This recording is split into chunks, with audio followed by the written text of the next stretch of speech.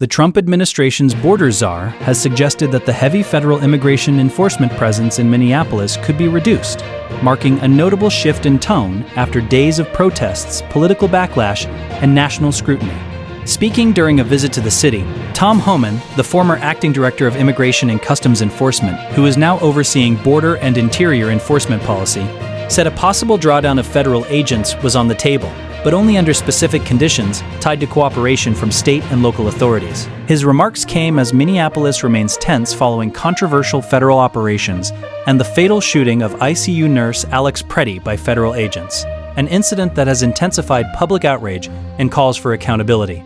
Homan framed the potential reduction not as a retreat from enforcement, but as a strategic adjustment. According to him, the current large-scale deployment of federal agents in and around Minneapolis is necessary because of what he described as limited cooperation from local and state officials.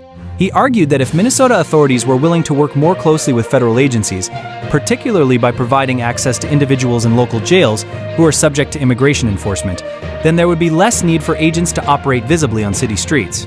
In his words, better coordination would allow federal authorities to draw down their presence while still carrying out what the administration considers its core mission. The comments reflect growing pressure on the White House to respond to unrest in Minneapolis, where demonstrations have continued for days.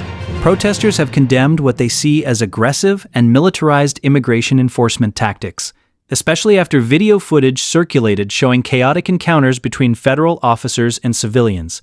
Local leaders, including the mayor of Minneapolis and Minnesota's governor, have criticized the